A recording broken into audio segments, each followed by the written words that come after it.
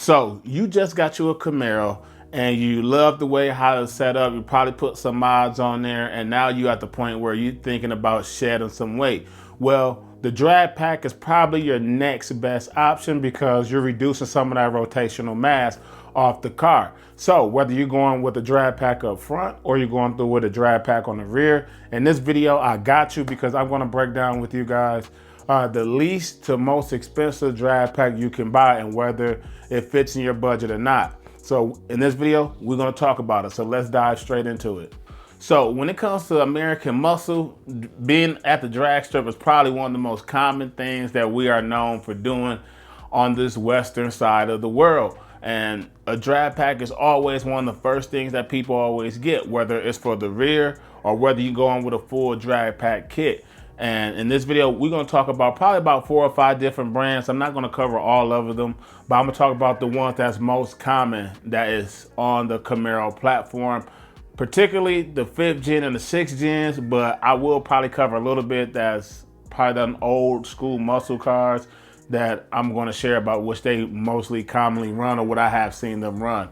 So we're going to start off with the very first one, and that is VMSs. VMS racing wheels is probably one of the most common and popular drag wheels that you will find on any American muscle. You can see them on Mustangs, you can see them on Mopars, you can see them on Acura, Integra, Civics.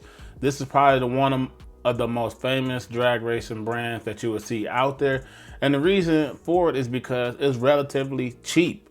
Like, you can get a full drag pack for your car for approximately about $1,200. By the time you add on tax, depends on where you at, it varies, but for about $1,250, $1,300, you can get a full drag pack sent to your crib.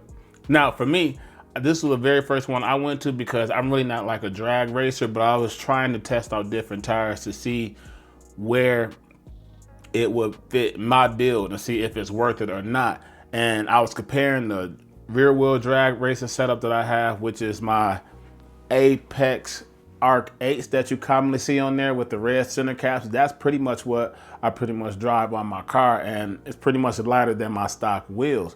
But I went with the drag racing ones on the rear to see, will it make a difference? Is there a gain from that? And to be honest, in my point of view, there wasn't no difference compared to my Apex racing wheels or my stock wheels because of the fact that they all weigh around the same.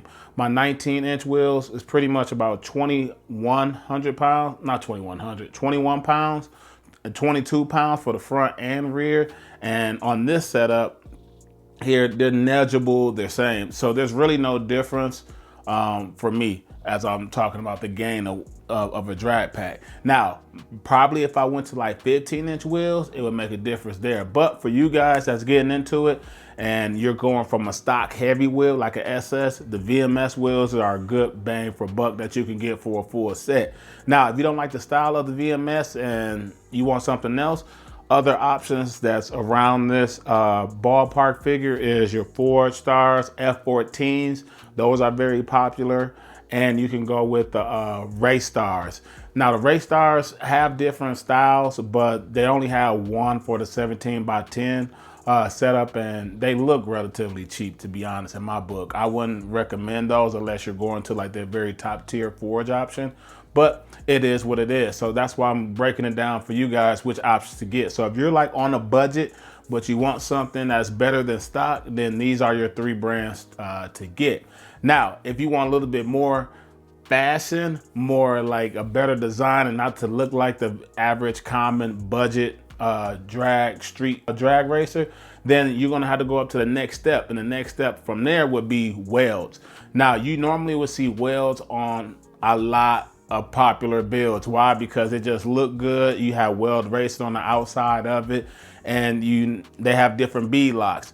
But also, people not just jumping to welds just because they want to not look different than everybody else or be different from everybody else.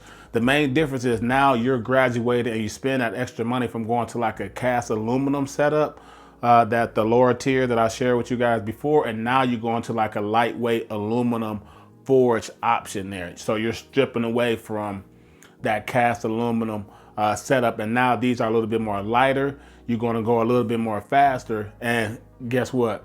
Pounds matter, weight matters. So if you can shave off an extra 2 or 3 pounds off the wheels, then you're definitely that's gonna add up to the mass, rotational mass of the car, and making your car a lot faster. These little pounds matter. So wheels is like the next tier. I would say it's like the perfect middle ground, because now instead of you're paying almost $1,200 for a full drag pack with the lease brand that I showed with you guys, the VMS, the 4-stars, or the race stars, now you're going to pay the same price for 2 wheels. Yes, wheels are very expensive, but the most common ones I'm seeing here, as I'm sharing on the screen here, they're about like $870 or $800, depends on if you're going between 15 and 17-inch wheels for 1 tire. So you can spend about $1,600 to $1,700 just for a set of wheels for your rear wheel. Now, if you're going with the front, you already know that you're probably going to come out about $3 grand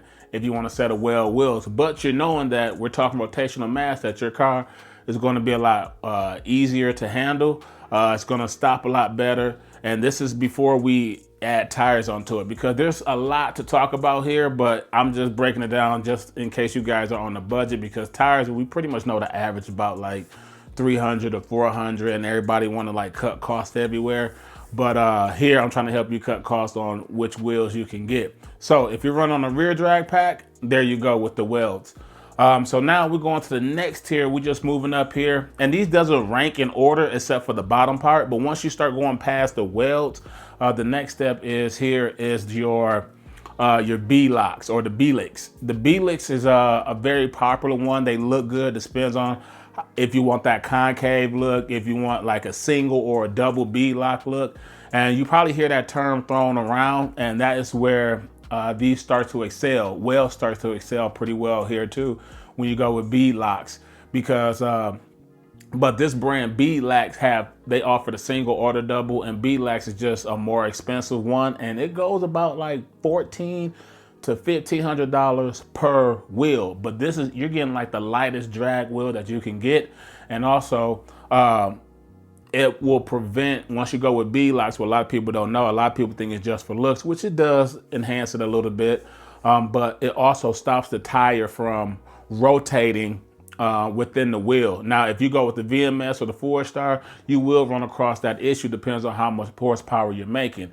Usually I would say once you're going past 600 rear wheel, maybe 800 rear wheel, it'll be time for you to like consider getting some beadlocks, because the more horsepower you get, and especially if you're doing dig racing and stuff like that, those tires will start to spin inside the wheel, and that's not good at all. And that would affect your drag times. That will affect your racing times and all that stuff. So, and it can be dangerous too. So usually a tip for that would be just to mark your tire, and you can see that based on your horsepower level, does the tire move when you do a dig or a burnout or stuff like that. But beadlocks is the next one. Like I said, they're about like $1,400 to $1,500 per wheel, but the advantage that you're getting there is, of course, they're being lightweight, the lightest that you can get. So instead of you're going from 22 pounds per wheel like the VMS is 4-stars, now you're dropping down to about like 16 to 17 pounds the more you spend. So the more you spend, the more you can get custom wise, and the more colors you can get, but it's going to be a benefit down the road, and it's a budget for everybody. And then the next one I would say that's on par with the beadlocks, which is, you pretty much find these on all like old school American muscle cars. I would say on your Bel Airs and all the old school cars usually run this, like your Grand Nationals, that you'll see like the billet specialties. The billet specialties or the specialists are the ones that you'll see on a lot of old school cars that fits that old school muscle car look. But they make some for the modern cars as well. It all depends on what look are you going for. Are you more for the chrome look? Are you more for the polished chrome look? Or do you want like a sleek look that's all black? Or do you want a mix of the two? And that's where you get into those upper trim levels of the drag wheels, because you can customize them. You can go with gold, you can go with blue, whatever design that you fit for your car, you can do that with the higher trims versus the lower trims. You only stuck with like black or chrome or maybe bronze. I know the 4-stars give you a little bit more color options there, but that's pretty much it on this list that I have so far that I want to share with you guys. If you guys are interested in getting a drag pack and you just want like a source to help you guys out instead of you just trying to search on the web, I would recommend these drag builds or drag wheels, because this is what I commonly see out here on the streets, what I see on the drag strip. So these are your perfect street and strip setup. So if you guys got any one of these wheels, you guys drop a comment below. Let me know what setup are you guys running on your Camaro or your Corvette, because that's one thing I like about the Camaro. You can cross shop, because the drag setup that works on a Camaro will most likely work on a Corvette, or it'll work on a Cadillac. So you can cross shop and figure out which one that suits your build, which looks better, I should say, on your build. So y'all drop a comment below, let me know which drag pack you are running. So like that's gonna wrap this video up. If you guys like this video, gain any value from this video, you guys know what to do. Hit that like button, subscribe, and I'll see you guys in the next one. Peace.